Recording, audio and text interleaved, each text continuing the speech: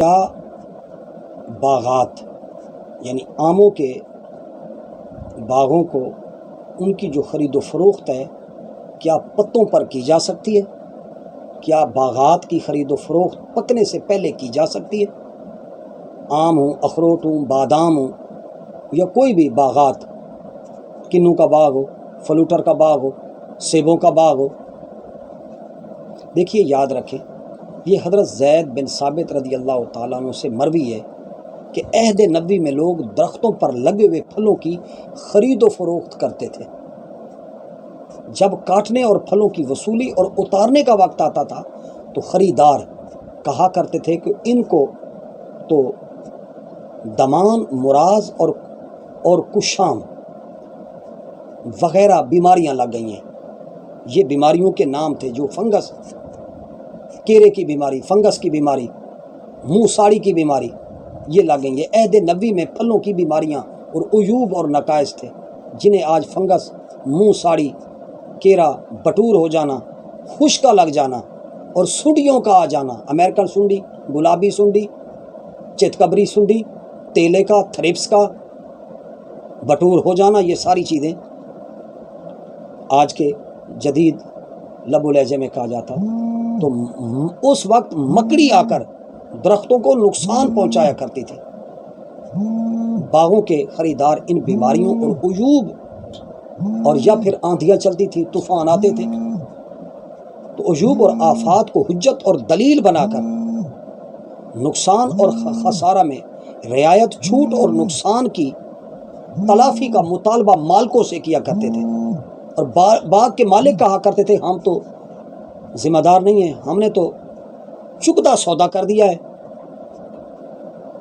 اس طرح پھلوں کی خرید و فروخت جو پکنے سے پہلے ہوتی تھی تو اس پر بہت سارے جھگڑے ہوتے تھے، تنازعات پیدا ہونے لگے تھے۔ عرب کے اندر یہ بیع ہوتی تھی۔ نبی علیہ الصلوۃ والسلام کے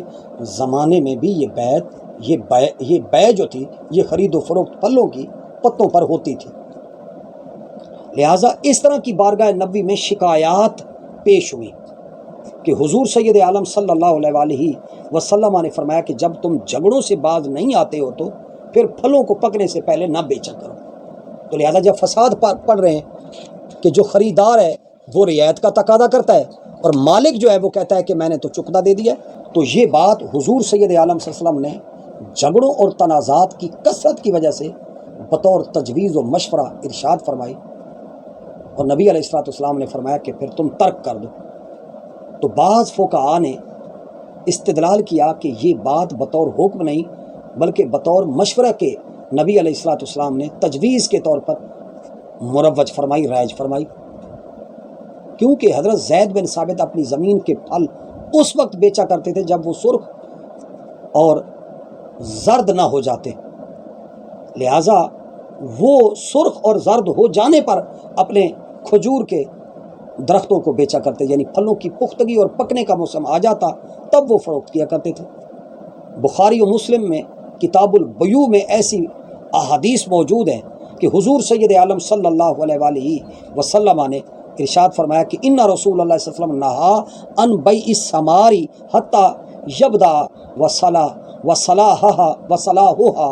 نہا البیع والمبتاع۔ بخاری و مسلم کی یہ روایت ہے کہ حضور سید عالم صلی اللہ علیہ وسلم نے پھلوں کی بیع سے اس وقت تک منع فرما دیا ہے جب تک ان کی صلاحیت ظاہر نہ ہو جائے، جب تک وہ واضح طور پر نمایاں نہ ہو جائیں،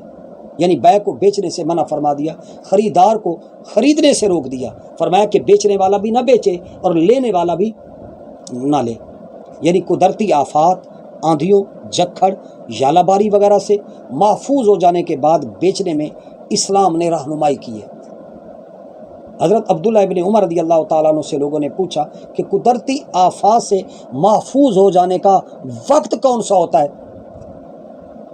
یہ جو باغات بیچنے ہیں وہ قدرتی آفات سے وہ پھل کب محفوظ ہوتے ہیں؟ تو حضرت عبداللہ ابن عمر رضی اللہ تعالیٰ عنہ نے فرمایا کہ جب باغات کے پھل بغیر آفات سے محفوظ ہو جاتے ہیں، یعنی جب وہ پک جاتے ہیں، یعنی وہ ان کے پھول بھر جاتے ہیں، پھولوں سے جب پھل نکل آتا ہے،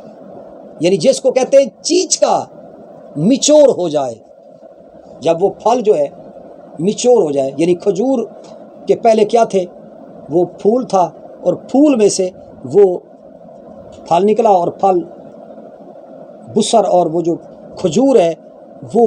زردی مائل ہو گئی، یلو ہو گئی، پیلی ہو گئی، زرد ہو گئی۔ تو لا بالا کھجور کی کئی قسمیں ہیں نا، کہ کسی کے یعنی جب وہ ڈوکے بن جائیں، کچھ پیلی ہو جاتی ہے، کچھ زرد ہو جاتی ہے۔ تو لہٰذا فقہا نے کہا جب پھل زرد ہو جائیں یعنی سرخ ہو جائیں، یلو ہو جائیں، میچور ہو جائیں، کھانے کے قابل ہو جائیں،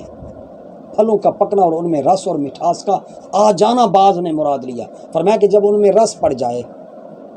لہٰذا ان میں جب مٹھاس آ جائے، تو لہٰذا مختلف پھلوں کے پکنے کی اور مٹھاس اور رس کے آ جانے کی علامات مختلف، سیبوں کی الگ ہے، انگوروں کی الگ ہے، کھجوروں کی الگ ہے، آموں کی الگ ہے، اور بادام کے باغوں کی الگ ہے، اور اخروٹ کے باغوں کی الگ ہے، اسی طرح آڑو کے باغوں کی الگ ہے، آموں کے باغوں کی الگ ہے۔ تو بعض پھلوں کا سیاہ ہو جانا علامت ہوتی ہے، بعض پھلوں کا سرخ ہو جانا علامت ہوتی ہے، بعض پھلوں کا پیلا ہو جانا، بعضوں کے اندر جو ہے نا وہ گٹھلی کا پیدا ہو جانا علامت ہوتی ہے۔ تو لہٰذا اگر پھلوں کی خرید و فروخت اس شرط کے ساتھ کی گئی ہو کہ خریدار پھلوں کو فوراً توڑ کر درختوں کو فارغ کر دے گا، تو یہ بیع تو ائمہ فقہا نے اس کو جائز قرار دیا، بے فوراً وہ توڑ لیں گے۔ لیکن جس پر آندھی کے آفات کے خطرات موجود ہیں ان کو پتوں پر نہیں بیچنا چاہیے۔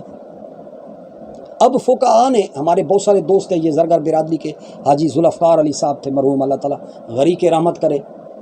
وہ انہی مسائل کے بنیاد پر انہوں نے آخری عمر میں آموں کے باغ لینے چھوڑ دیے تھے۔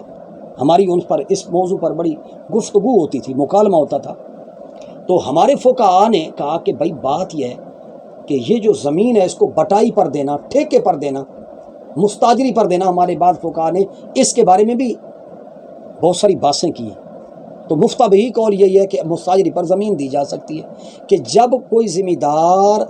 اپنے باغ کو میچور ہونے سے پہلے بیچنا چاہتا ہے تو اسے چاہیے کہ وہ زمین سمیت باغ دے، ایک صورت۔ دوسری صورت یہ ہے کہ کچھ پیسے لے لے اور منصبی پر دے، چکتا نہ دے، جب پھل میچور ہو جائے تو اس وقت مختلف وپاری آ جائیں، اس کا جو ریٹ لگائیں اس میں جس نے پہلے پیسے دیے ہوئے ہیں اس کو رعایت کے ساتھ دے دے۔ تیسری بات یہ ہے کہ اسے چاہیے کہ اگر اس نے باغ لے لیا ہے، پسندیدہ عمل تو نہیں ہے، کراہت ہے اس کے اندر، اس میں خدشات ہیں، شکوک و شبہات ہیں، تحفظات ہیں، تو لہٰذا وہ جو وپاری ہے اگر اس کا قدرتی آفات آ گئی ہیں، نقصان ہونے کے امکانات غالب ہو گئے ہیں، تو اس کے نقصان کی صورت میں کچھ رعایت دے دے۔ اور بہتر طریقہ یہ ہے کہ اسے کیا دے، ود زمین دے دے، کیونکہ اب وپاری بھی ایماندار نہیں رہے نا، وہ تو ہمیشہ نقصان بتاتے ہیں۔ لہذا یہ عموم بلوا کا دور ہے، زمین کے ساتھ ٹھیکہ ود زمین اگر باغ کی خرید و فروخت ہو تو یہ زیادہ مناسب ہے۔ بہتر افضل اولا وہی ہے کہ پھل میچور ہو جائے، تو اگر کوئی درختوں